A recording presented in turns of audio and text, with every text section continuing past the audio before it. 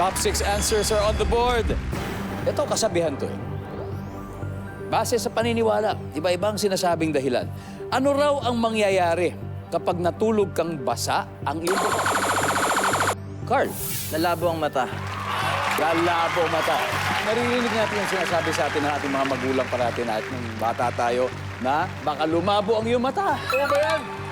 Pero Rita, may ibang dahilan pa. Ano raw mangyayari kapag natulog kang basa ang iyong buhok? Sasakit ang ulo mo. Kahit ang ulo. Nangyari na ba sa'yo? Oo, many times. Eh, totoo siya. Hindi siya urban legend. Nasakit daw ang ulo. Top answer! Rita, pass or play? Buzzer play. Play. Play. Let's go! Play round 2.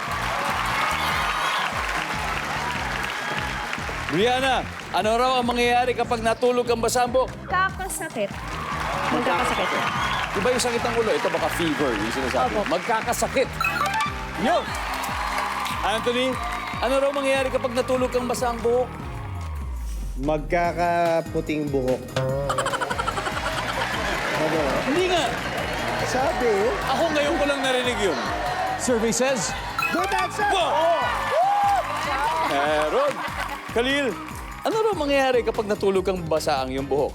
Malalagas ang buhok. Malalagas? Maaari? Malalagas ba?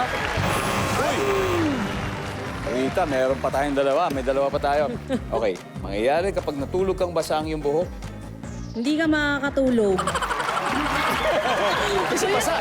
Kasi may iirita ka. Oo, kasi hindi ka pwede matulog na basa yung buhok mo. Diba? Di ko lang kasi pinatuyo. Papatayin mo yun. Hindi makakatulog. Sugarcane, pwede na kayo mag-huddle? Brianna, last chance, Brianna, for this round. Ano raw ang mangyayari kapag natulog kang basa ang buhok? Baka makalbo. Makalbo daw, tama ba? Wala. Sugarcane, guys, are you ready? Froilan, ano raw ang mangyayari kapag matutulog kang basa ang buhok? Ano daw? Masisiraan ng bait or mababaliw. Oh? Sabi. Totoo nga. Ngayon ko rin narinig yan, Luis. Sa akin, bangungot. Babungutin. Ganyan, narinig ko yan. Carl, Mabaho yung unan. mabaho yung unan. Kasi mababasa, di ba? Oh. Cedric, ano raw ang mangyayari kapag natulog kang basa ang iyong buhok? Doon ako sa mababaliw o masisiraan ng bait.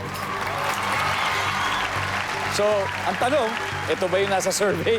Magkakalaman na mababaliw.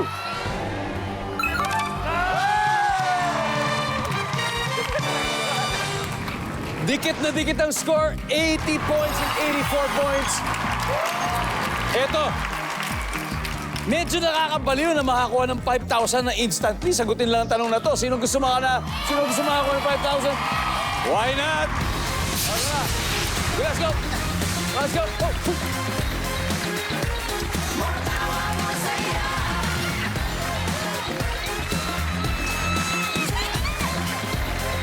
Hello po, hello. Kamusta po kayo? Kamusta kayo? Okay lang? Okay lang daw. Okay lang. Ay, saya. Okay, isa na lang to. Parang alam na alam niyo na sagot for 5,000 pesos. Ano daw ang mangyayari kung matulog kayong basa ang buhok?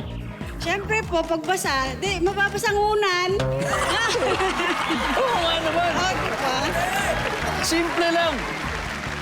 Nandyan ba mababasa ang unan? Iyon! Go!